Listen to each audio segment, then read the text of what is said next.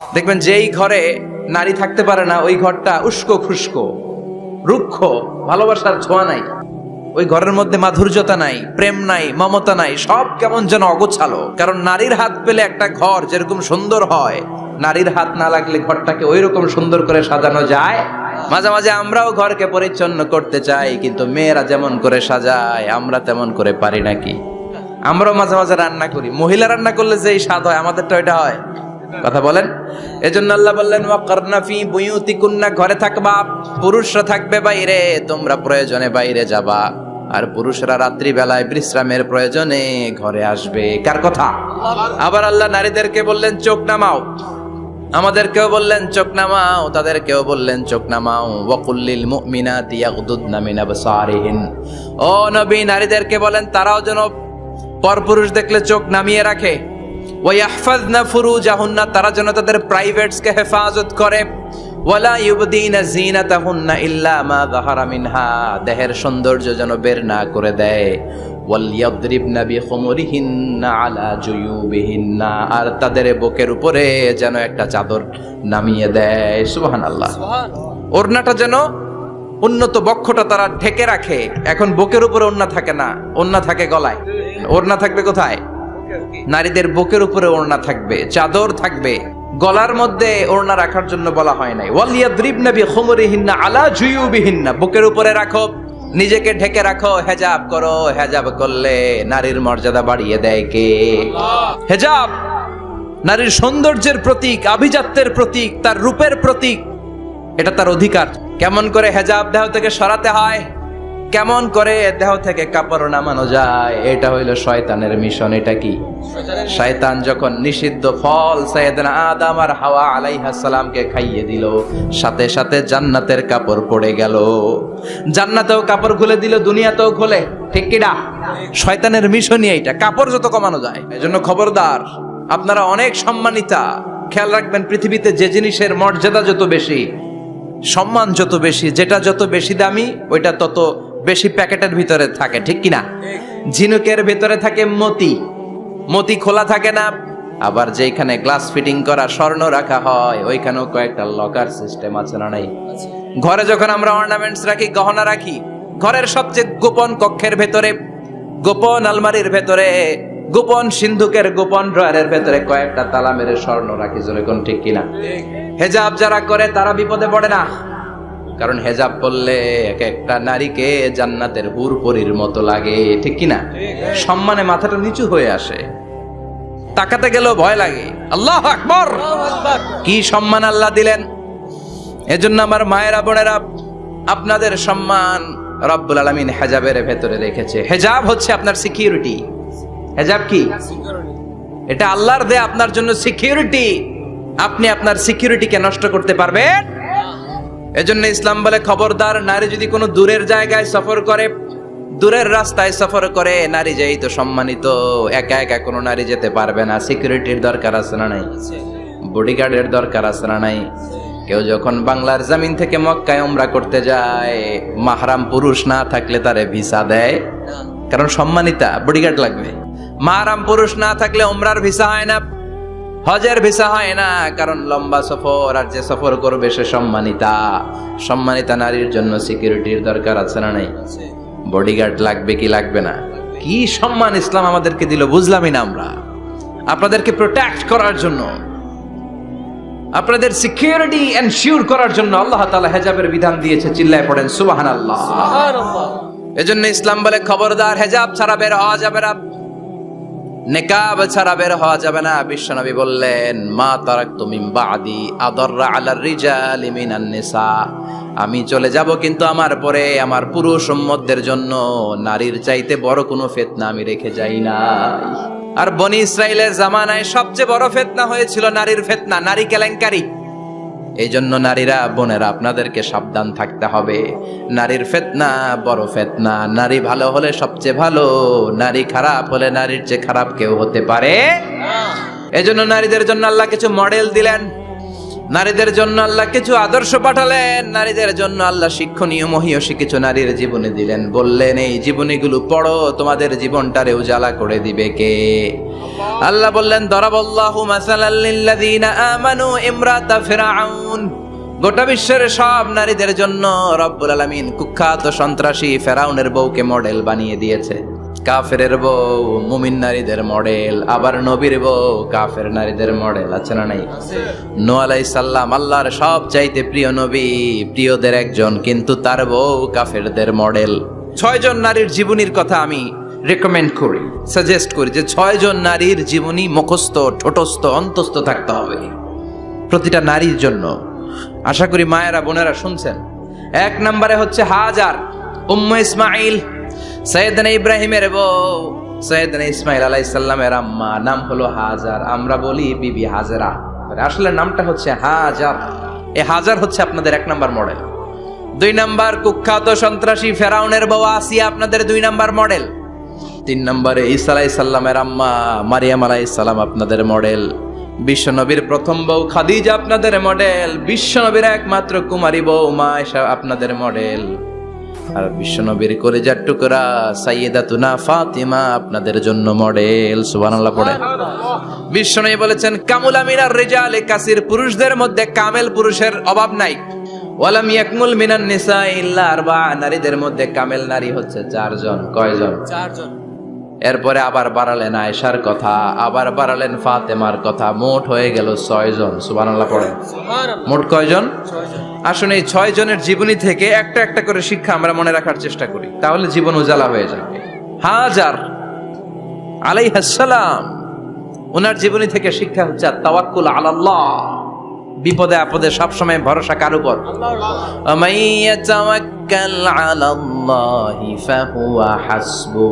যে ব্যক্তি আল্লাহর উপর ভালো করে তাওয়াক্কুল করে, একমাত্র আল্লাহই তার জন্য যথেষ্ট হয়ে যায়। হাজার আলাইহিস সালাম, ওনার জীবনী থেকে শিক্ষা হচ্ছে আল্লাহর উপর তাওয়াক্কুল।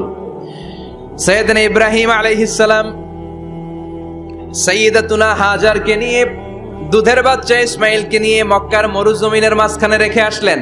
মানুষ নাই, প্রাণী নাই, খাওয়ার পানি নাই, কেউ নাই, একটা মাত্র পানির মশক। একটা মশকের ভেতরে সামান্য কিছু পানি। দুধের বাচ্চা ইসমাইলকে নিয়ে সাইয়্যিদাতুনা হাজার দাঁড়িয়ে রইলেন। কোনো কথা না বলে বিবি আর বাচ্চাকে রেখে চলে যাচ্ছেন। চোখের পানি ছেড়ে সাইয়্যিদাতুনা হাজার ডেকে বললেন ইব্রাহিম একটু দাঁড়াও। কথা নাই, বার্তা নাই, কিছুই বললা না। কি আমার অপরাধ? কেন এই ধুধুমরু প্রান্তরে আমাকে দুধের বাচ্চাটারে রেখে গেলা? শুধু একটা কথাই জানতে চাইবো, এই যে আমাদেরকে রেখে পাষণ্ডের মতো তুমি চলে যাও, এটা কি তোমার নিজের ইচ্ছায় নাকি আল্লাহর ইচ্ছায়? সাইয়েদনা ইব্রাহিম কোনো কথা না বলে শুধু প্রশ্নের উত্তর দিলেন, বললেন আল্লাহর ইচ্ছায়। নবীরা নিজের ইচ্ছায় কিছু করে না, যেটাই করে করে কার ইচ্ছায়?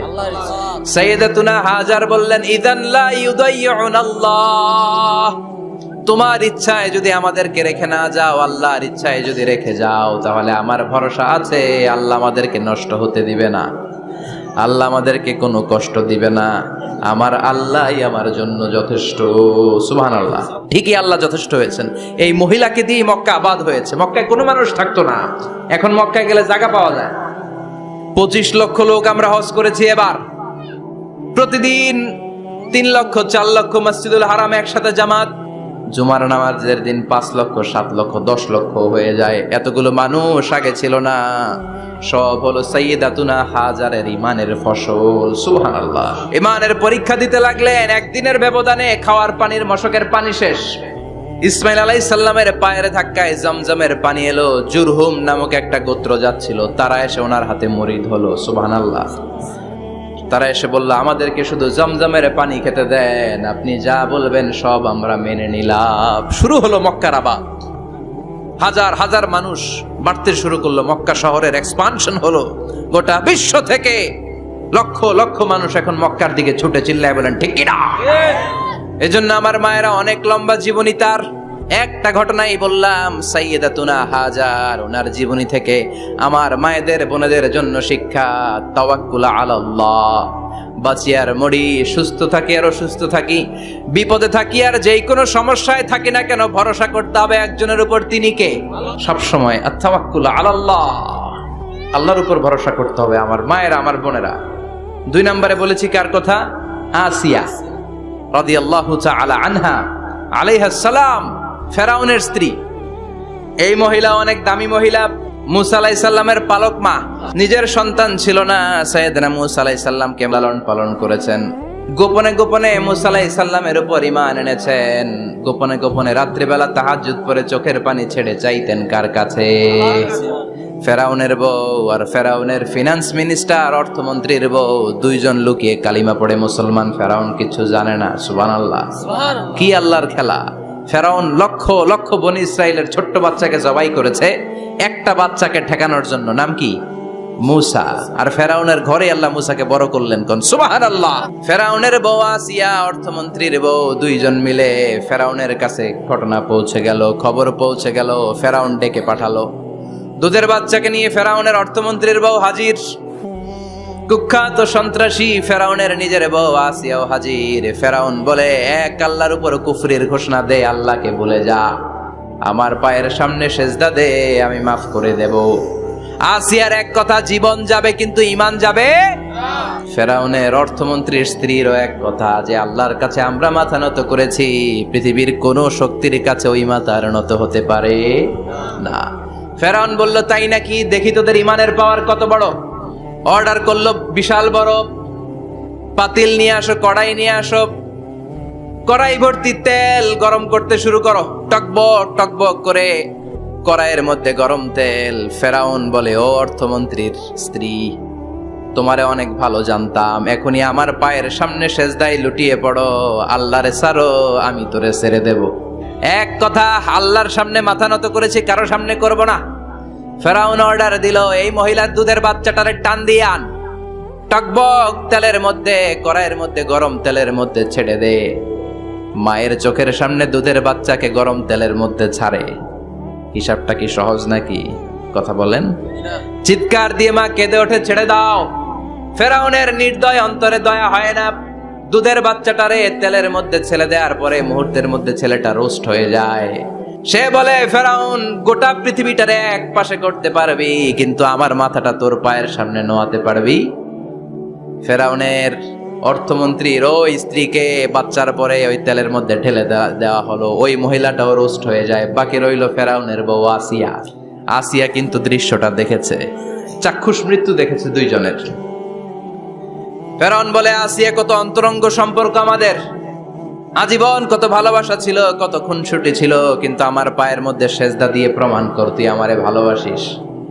আসিয়ারও একই কথা, জীবন দিব কিন্তু ঈমান দিব না। ফেরাউন বলল, তোকেও আমি ছাড়বো না, তোকে আমি উলঙ্গ করব। হাজার হাজার মানুষের সামনে আসিয়ার কাপড় টেনে নেওয়া হলো, তক্তার মধ্যে শুইয়ে তক্তার মধ্যে হাতে পায়ে পেরেক মারা হলো। হাতের এই পাশ দিয়ে পেরেক ঢুকে ওই পাশ দিয়ে বেরোয়। আসিয়া সহ্য করতে না পেরে ডেকে বলে, আল্লাহ, ফেরাউন থেকে তুমি আমারে বাঁচাও। এই দোয়াটা সূরাতুত তাহরিমে আল্লাহ সরাসরি কোট করেছেন, রব্বিবনিলি ইনদাকা বাইতান ফিল জান্নাহ। ও আল্লাহ, মালিক, তোমার পাশে জান্নাতে একটা ঘর বানায়া দিও। এরকম একটা সঙ্গীত আছে না নাই? এই সঙ্গীতটা সরাসরি সূরাতুত তাহরিম আসিয়ার দোয়া থেকে কোট করা হয়েছে। পড়েন সুবহানাল্লাহ। 5000 বছর আগের কথা আজও আমরা কোরআনের আয়াত হিসেবে পড়ি। আল্লাহু আকবার। কি মাকবুল হয়েছেন মহিলাটা আল্লাহর দরবারে। আল্লাহরে বললেন, আল্লাহ, শুধু তোমার ইবাদতের কারণে আজকে আমার এমন দশা, উলঙ্গ হওয়া লাগলো, আমার হাতে পায়ে পেরেক ঠোকা হলো। আল্লাহ, এখন গরম তেলের মধ্যে ছেড়ে দেয়া হবে, তুমি বাঁচাও। আল্লাহ বললেন, জিব্রাইল, আমার জান্নাতটারে আসিয়ার চোখের সামনে তুলে ধর। আমার আসিয়া দুনিয়ার বুকে থেকে জান্নাত দেখে দেখে আমার মেহমান হয়ে আমার কাছে আসবে। আসিয়াকেও গরম তেলের মধ্যে ফেলে দেয়া হলো। দুনিয়ার বুকে থেকে জান্নাতের নমুনাটা দেখতে দেখতে সাইয়েদাতুনা আসিয়া আল্লাহর কাছে চলে গেলেন। পড়েন আল্লাহু আকবার। এজন্য ঈমানের পথে অবিচল থেকে আমার মরণ যেন হয়। পড়েন আমিন। তাহলে আসিয়ার জীবনী থেকে আমার মায়েদের জন্য শিক্ষা হলো, ঈমান ছাড়া যাবে না। ওই মায়েরা ঈমান কেমন করে রক্ষা করবেন? ইমান কত বড় দামি জিনিস, ইমান একজন নারীর মর্যাদা আল্লাহর কাছে কত বাড়িয়ে তোলে। আসিয়ার জীবনে এই শিক্ষাটা আছে না নাই? হাজেরার জীবনী থেকে শিক্ষা ছিল তাওয়াক্কুল করতে হবে একজনের উপর, তিনি কে? আল্লাহ। আসিয়ার জীবনী থেকে আমরা কি শিখলাম? ইমান রক্ষা করতে হবে। জীবন যাবে, ইমান যাবে, জীবন যাবে, ইমান যাবে। 3 নম্বরে মারিয়াম আলাইহিস সালাম, আজীব একটা মহিলা, স্বামী ছাড়া তার পেটের ভেতরে সন্তান দিয়েছে কে? আল্লাহ। আবার ওনার নামে কোরআনে একটা সূরা দিয়েছে কে? আল্লাহ। কি নাম? সূরাতু মারইয়াম, কাফ হা ইয়া আইন সাদ, যিকরু রাহমাতি রাব্বিকা আবদাহু জাকারিয়া। আল্লাহু আকবার। কি সুন্দর সূরা, কি অন্তমিল, কি চমৎকার ঘটনার বর্ণনা। উনার নামেও সূরা, উনার ফ্যামিলির নামেও সূরা। উনার আব্বার নাম ইমরান, মায়ের নাম হান্না বিনতে ফাখুজ। উনাদের ফ্যামিলিটা আল্লাহর কাছে এত প্রিয়, আল্লাহর একটা সূরা দিলেন ইমরানের পরিবারের সূরা। কোন সুবহানাল্লাহ। কোরআনের 3 নাম্বার সূরা, সূরাতু আলে ইমরান। আবার কোরআনে আল্লাহ ওনাকে বলেছেন সিদ্দিকা, মানে সত্যবাদী নারী। আবার আল্লাহ বলেছেন ওয়ালাইসা যাকারু কাল উনসা, এটা এমন মেয়ে কোন পুরুষ এই মেয়ের মতো হতে পারে? ওনার মা হান্না বললেন, আল্লাহ আমার পেটে ছেলে না মেয়ে আমি জানি না। যখন মারিয়াম পেটে, আল্লাহ ছেলে হোক মেয়ে হোক বাইতুল মুকাদ্দাসের খাদেম হিসেবে তুমি কবুল করে নাও। আমার পেটে যা আছে তোমার জন্য মানত করে দিলাম। কিন্তু ভূমিষ্ঠ করার পরে দেখে মাইয়া, ভাবছিল ছেলে, ছেলে হইলে খাদেম হবে, এখন মেয়ে। আল্লাহ বলে চিন্তা করো না, সাধারণ মেয়ে না। ওয়ালাইসা যাকারু কাল উনসা, এটা এমন মেয়ে কোন ছেলেরাও এই মেয়ের মতো হতে পারে। এই মেয়েকে দিয়ে দেওয়া হলো বাইতুল মাকদাস, one of the major 3 mosques in Islam. ইসলামের সর্বশ্রেষ্ঠ 3টা মসজিদের একটা। এই বাইতুল মুকাদ্দাসের খাদেমা ছিল উনি। মসজিদ ক্লিন করতো আর ইবাদত করতো, ইবাদতে মশগুল হয়ে থাকতো, পাগল পাড়া হয়ে থাকতো, চক্ষু বন্ধ করে আল্লাহর কথা স্মরণ করত। মর্যাদা আল্লাহ তো বাড়িয়ে দিলেন, আনসিজনাল যত জান্নাতি ফল সব সামনে এসে হাজির হয়ে যেত। ওনার খালু জাকারিয়া এসে বলতেন আন্না লাকে হাদা, ও মারিয়াম এই ফল তো এই সিজনে ফিলিস্তিনে নাই, পাইলা কই? তিনি বলতেন হুয়া মিন ইনদিল্লাহ, রব্বুল আলামিন জান্নাত থেকে ফলের ব্যবস্থা করেছে। কোরআন সাক্ষী, আন্না লাকে হাদা, কোত্থেকে এই ফ্রুট পাইলা? আনসিজনাল, এটা তো এখানে নাই। উনি বললেন হুয়া মিন ইনদিল্লাহ, ইন্নাল্লাহা ইয়ারযুকু মান ইয়াশাউ বিগাইরি হিসাব, আল্লাহ এরকম যারে চায় বিগাইরি হিসাব রিজিক দিয়ে থাকে। সুবহানাল্লাহ বলেন। তার মানে মারিয়ামের জীবনী থেকে আমাদের শিক্ষা, আমার মায়েরা বোনেরা ইবাদতে মশগুল থাকতে হবে। কিন্তু দুর্ভাগ্যজনক হলেও সত্যি, আমার বোনেরা জি বাংলা নিয়ে মশগুল থাকে। খবরদার, জি বাংলা, স্টার জলসা, হিন্দি মুভি নিয়ে মশগুল থাকা যাবে না আমার বোনেরা। আপনিই পারেন আপনার ফ্যামিলিটারে জান্নাতে ফ্যামিলি বানাতে, আপনিই পারেন পরিবারটারে শান্তিময় করতে। নারী ভালো তো পরিবার ভালো। এজন্য মারিয়াম আলাইহিস সালামের জীবনী থেকে আমার বোনদের জন্য শিক্ষা, ঘরের সব কাজ শেষে অবসর যেই সময়টা পাবো ইবাদতে মশগুল হয়ে যাব, ঠিক কিনা? ইবাদতে মশগুল থাকার দরকার আছে না নাই? তাহলে মারিয়ামের মতো আপনাদের মর্যাদাও বাড়িয়ে দিবে কে? এরপরে বিশ্বনবীর প্রথম বউ খাদিজা, প্রথম নারী যিনি কালিমা পড়ে ইসলাম ধর্ম গ্রহণ করেছেন, আমাদের আম্মা জান। বিশ্বনবীর প্রথম বউ, 25 বছর বিশ্বনবীর সাথে সংসার করেছেন, 3 বছর বিশ্বনবীর সাথে জেল খেটেছেন, শিয়াবে আবি তালেবে। কেমন বউ? জামাইও জেলখানায়, বউ জেলখানায়। বিশ্বনবীর সবগুলো বাচ্চা সন্তান ছেলে মেয়ে এই মহিলার গর্ভ থেকে এসেছে, একজন ছাড়া, ইব্রাহিম। ইব্রাহিম বিশ্বনবীর আরেক বউ মারিয়ার গর্ভে এসেছে, বাকি সব খাদিজার গর্ভে। যে আমরা ফাতেমা, বিশ্বনবীর কন্যার নাম কি? ফাতেমার মায়ের নাম কি? খাদিজা। সুবহানাল্লাহ। ফাতেমা, রুকাইয়া, উম্মে কুলসুম, জায়নাব, এই 4 জনের মাই খাদিজা। আবার আব্দুল্লাহ, কাসেম, এদের মায়ের নামও খাদিজা। বিশ্বনবীর সব সন্তান এসেছে খাদিজার পেট থেকে। বরকত বেশি না কম? বিশ্বনবী ভয় পেলে খাদিজার কাছে গেলে ভয় কেটে যেত, সাহস যোগাতেন, শেল্টার দিতেন, ছাতার মতো মাথার উপরে দাঁড়িয়ে থাকতেন। আল্লাহু আকবার। বিশ্বনবী বলতেন রুজিকতু হুব্বাহা, খাদিজার ভালোবাসা আমার অন্তরে আল্লাহ রিজিক হিসেবে দিয়েছে। আবার বিশ্বনবী বলতেন আল্লাহ যেই কিয়ামতের দিন বন্ধু বন্ধুরে চিনবে না, ভাই ভাইরে চিনবে না, কেউ কাউরে চিনবে না, ওই কঠিন দিনে আমি আমার খাদিজারে যেন ভুলে না যাই, আমার খাদিজারে যেন দেখা মাত্রই চিনতে পারি এটা আমার খাদিজা। কি মহিলা ছিল! বিশ্বনবীকে সবসময় আগলে রেখেছে, শেল্টার দিয়েছে। পতিভক্ত ছিল। খাবার নিয়ে বিশ্বনবীর জন্য এদিক সেদিক যেতেন, বিশ্বনবী না আসলে খেতেন না। বিশ্বনবীকে কলিজার চাইতো বেশি ভালোবাসতো, পতি যা বলবে তাই শুনতো। ও মায়েরা, খাদিজাতুল কুবরার জীবনী থেকে আপনাদের জন্য শিক্ষা হলো পতিভক্তি। কি ভক্তি? এখন পতিভক্তি নাই, আমরা করি নারী ভক্তি। মায়েরা, বোনেরা, আপনার স্বামী যদি আপনার উপর নাখোশ থাকে, আপনার ইবাদত আপনাকে বাঁচাতে পারবে না। বিশ্বনবী ফাতেমাকে বললেন, ফাতেমা তুমি বিশ্বনবীর মেয়ে হতে পারো, কিন্তু আলী যদি তোমার উপর নাখোশ থাকে তোমার সব শেষ, সব শেষ।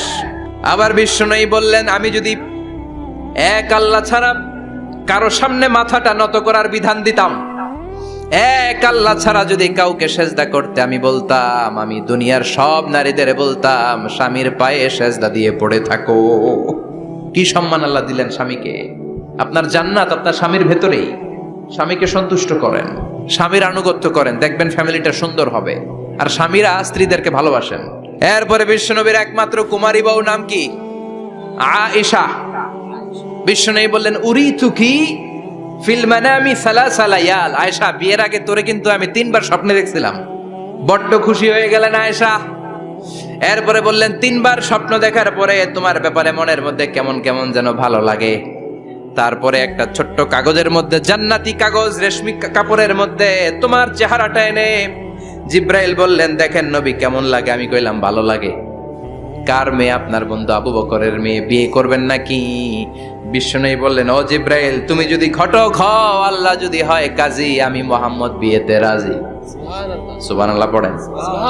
বিয়ে হয়ে গেল, কিন্তু ঘরে দামি ফার্নিচার নাই, টাকা পয়সাও তেমন নাই, কিন্তু আছে খালি সুখ। আছে কি? যেটা টাকা দিয়ে কিনা যায়, টাকা দিয়ে বাড়ি কিনা যায়, গাড়ি কিনা যায়, সুখ কিনা যায় নাকি? টাকা দিয়ে বিছানা কিনা যায়, বালিশ কিনা যায়, ঘুম কিনা যায় নাকি? কথা বলেন। এজন্য সুখ দেয়ার মালিক কে? মা আয়েশা একমাত্র কুমারী বউ। আদর করে তিনি ডাকতেন হুমায়রা, আবার মাঝে মাঝে ডাকতেন ইয়া আইশু। আয়েশা না, আয়েশু, সংক্ষেপ। এত ভালোবাসতেন মা আয়েশাকে। মা আয়েশা গ্লাসের যেই জায়গা দিয়ে পানি খেতেন, বিশ্বনবী ওই জায়গায় মুখ লাগিয়ে পানি খেত। মা আয়েশা গোশতকে হাড্ডি ফেলে দিলে বিশ্বনবী ওই হাড্ডিটা নিয়ে চষতে শুরু করে দিত। সুবহানাল্লাহ। এক বালতি থেকে পানি নিয়ে 2 জনে গোসল করত। আবার বিশ্বনবী মাঝে মাঝে বায়না ধরতো, মাঝে মাঝে রাগও করত। সুবহানাল্লাহ কোন? স্বামী স্ত্রীর মধ্যে একটু রাগ আছে না নাই? রাগ থাকলে ওইটারে আবার ভালোবাসায় পরিণত করে দেয় কে? রাগ না থাকলে ভালোবাসা তো ভালোবাসাই না।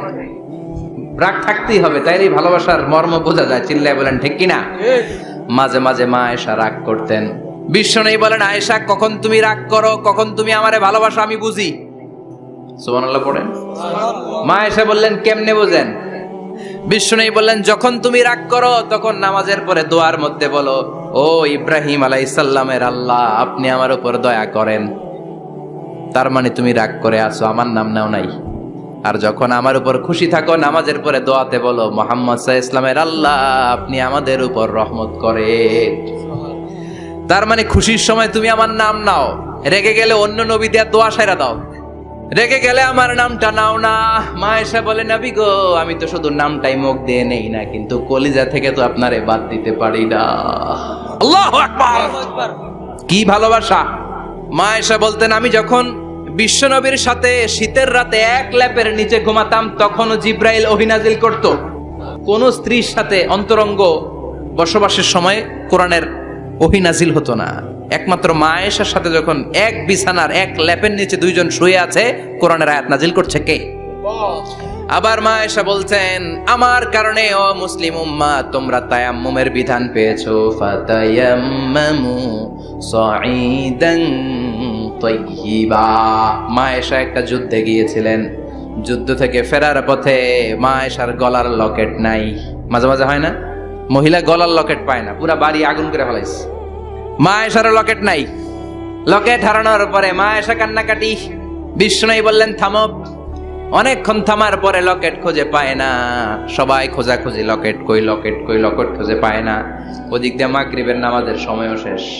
আর যেই জায়গায় লকেট খোঁজার জন্য থামা হয়েছে ওই জায়গায় আবার পানি নাই, পানি সামনে, পানির দিকেও যেতে পারে না, লকেটও খুঁজে পায় না, নামাজও পড়া যায় না। সব সাহাবীরা মিছিল শুরু করছে, আবু বকর রে ধর, আবু বকরের মেয়ের কারণে নামাজ আমাদের চলে যাচ্ছে। সাইয়েদনা আবু বকর ঘটনা বেসামাল দেখে আয়েশার কাছে গেল, যে দেখে বিশ্বনবী মা আয়েশার কোলের মধ্যে, ল্যাপের মধ্যে মাথা দিয়ে শুয়ে আছে। রাগের চোটে বুখারীর বর্ণনা, আঙ্গুল নিয়ে মা আয়েশার পেটের মধ্যে দিল এক খোঁচা। লকেট হারাইলি কেন ক? তোর জন্য বাইরে সব সাহাবারা বলে নামাজ পড়তে হবে, সময় নাই। ও আবু বকর, আপনার মেয়ের কারণে এই কাণ্ড। খাসরা মানে কুমর। আবু বকর মা আয়েশার খাসরাতে এত জোরে গুতা মেরেছেন, মা আয়েশা বললেন এই গুতার কারণে আমি অনেক দূরে চলে যাওয়ার কথা ছিল ব্যথার চোটে, কিন্তু যাই নাই, কারণ কোলে কে? কোলের মধ্যে বিশ্বনবীর মাথা, নড়ে গেলে বিশ্বনবীর ঘুম ভেঙে যাবে, ব্যথাটা হজম করেছি, নড়ি নাই। আল্লাহ তখন আয়াত নাজিল করলেন, ফালাম তাজিদু মাআন ফাতায়াম্মামু সাঈদান তাইয়্যিবা। ও সাহাবারা, মিছিল বন্ধ করো। কোন নারীর বিরুদ্ধে মিছিল করো? এই নারীর সাথে তো বিয়ে আমি সরাসরি বিশ্বনবীর দিয়েছি। যাও, ওজুর জন্য টেনশনে ছিলা, টেনশনের দরকার নাই। আয়েশার কারণে আজকে নতুন করে একটা বিধান দিলাম, আজ থেকে যদি ওজুর পানি না পাওয়া যায়, বালুর মধ্যে 2 হাত বাড়ি মেরে তায়াম্মুম করো, নামাজ পড়ে নাও, কবুল করে নিবে কে? মা আয়েশা বলতেন, আমার কোলে মাথা রেখে বিশ্বনবী শেষ নিঃশ্বাস ত্যাগ করেছে, আবার আমার ঘরের মধ্যেই বিশ্বনবীর কবর। সুবহানাল্লাহ। বিশ্বনবীর কবরটা কিন্তু মা আয়েশার ঘরের মধ্যে। এখনো বিশ্বনবীর কবর যেই জায়গায়, এই জায়গায় মা আয়েশার ঘর ছিল। সুবহানাল্লাহ। কোন ফ্যামিলির হাদিস বর্ণনার জন্য মা আয়েশাকে আল্লাহ তাআলা বিশ্বনবীর ট্যাপ রেকর্ডার বানিয়ে পাঠিয়েছেন। যাই বিশ্বনবী বলতেন, ট্যাপ রেকর্ডের মতো রেকর্ড করে সব সাহাবীদের কাছে বর্ণনা করতেন। কত কবিতা উনি নিজে জানতেন, নিজেই জানে না। কত মাসালা যে জানতেন তার কোনো হিসাব নাই। ইলমুল ফারায়েজ, বাপ মরলে ছেলে মেয়ে থাকলে কে কতটুকু সম্পদ পাবে, মা আয়েশার চেয়ে এই বিধান মদিনায় কেউ জানতো না। বিশ্বনবীর ইন্তেকালের পরে সাহাবাদের মধ্যে কোনো মাসালা নিয়ে কনফিউশন হলে সব সাহাবারা আম্মা জান আয়েশার কাছে এসে সলিউশন নিয়ে যেতেন। সুবহানাল্লাহ। কোন বিশ্বনবী যা বলেছেন সব মুখস্থ রেখেছেন, সব জ্ঞানের কথা ছড়িয়ে দিয়েছেন, সব সময় পড়াশোনা করতেন। সুবহানাল্লাহ।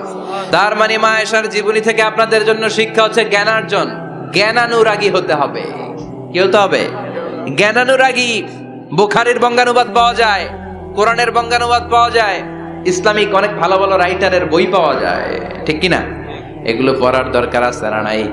তাহলে মা আয়েশার জীবনী থেকে আমরা শিক্ষা পেলাম জ্ঞান চর্চা করতে হবে। সর্বশেষ কোন নারী? ফাতিমা রাদিয়াল্লাহু তাআলা আনহা, বিশ্বনবীর কলিজার টুকরা। চাচাতো ভাই আলীর সাথে বিয়ে হলো। আলী যখন প্রস্তাব দিল ফাতেমার কাছে, যে বলে, ও ফাতেমা রাজি আছো কিনা? চুপচাপ, কথা কয় না। বিশ্বনবী বুঝলেন রাজি, দুইজনকে বিয়ে পড়িয়ে দিলেন। বিয়ে পড়িয়ে দুইজনকে দাঁড় করিয়ে দিয়ে বিশ্বনবী ওযু করলেন। ওযু করার পরে সামান্য কিছু ওযুর পানি ছিল, আলীর মাথার মধ্যে ছিটিয়ে দিলেন, বরকতের পানি। সুবহানাল্লাহ কইবেন না? সুবহানাল্লাহ। ওযু করে সাইয়েদনা আলীর মাথার মধ্যে ছিটিয়ে দিলেন আর দোয়া করে দিলেন, বারাকাল্লাহু লাকুমা ওয়া বারাকা আলাইকুমা ওয়া জামাআ বাইনাকুমা ফি খাইর। আল্লাহ তোমাদের দুইজনকে বরকত দিয়ে দাম্পত্য জীবন শুরু করার তৌফিক দান করুক। আবার দোয়া করলেন, আল্লাহুম্মা বারিক লাহুমা ফি বিনাইহিমা, ওদের সম্পর্কে বরকত দেন। ওয়া নাসালিহিমা শিবলিহিমা, ওদের গর্ভে যে সন্তান আসবে এগুলোর শ্রেষ্ঠ সন্তান বানান। 1 বছরের ব্যবধানে ঘরটাকে আলোকিত করে প্রথম সন্তানের জন্ম হাসান। সুবহানাল্লাহ। হাসান রে বিশ্বনবী এত আদর করেছেন, বিশ্বনবীর কাছ থেকে এত আদর কেউ কোনোদিন পায় নাই। বিশ্বনবী ফাতেমার ঘরে এসে বলতেন, আইনাল লুকা, পিচ্চিটা কই রে? আমার হাসান কই, আমার নানা ভাই কই? আর বিশ্বনবীর আওয়াজ শুনলে হাসান এসে বিশ্বনবীর কাঁধে। আল্লাহু আকবার, আল্লাহু আকবার। বিশ্বনবী বলতেন, ফাতেমা আমার কলিজার টুকরা, যে ফাতেমারে কষ্ট দেয় সে আমারে কষ্ট দেয়, ফাতেমারে আনন্দ দেয় মানে আমি বিশ্বনবীরে আনন্দ দেয়। এই ফাতেমা সব সময় পর্দায় থাকতেন, দিনের বেলা বেরোতেন না, সারা দিনে টয়লেট করতেন একবার, সেটাও করতেন রাত্রে, যাতে দিনের বেলা কেউ তারে না দেখে। কি ব্যালেন্স লাইফ, কি ব্যালেন্স লাইফ! রাতে একবার টয়লেটে যাওয়া মানে কি সারাদিন খাওয়া দাওয়া এরকম ব্যালেন্স করে করতেন। কেউ দেখতে পারে নাই ওনারে, কেমন ছিল কেউই জানতো না। এমন ভাবে চলাফেরা করতো, কোনো পুরুষদের সামনে দিয়ে কখনো যেতেন না। এজন্য ইন্তেকালের আগে আলীকে বললেন, আলী, বিশ্বনবীর ওসিয়ত অনুযায়ী কিছুদিন পরে আমি আমার বাবার সাথে সাক্ষাৎ করব। এন্তেকালের সময় বেশি লোক আমার জানাজাতে আসার দরকার নাই, নিজেরা দোয়া করে দিলে চলবে।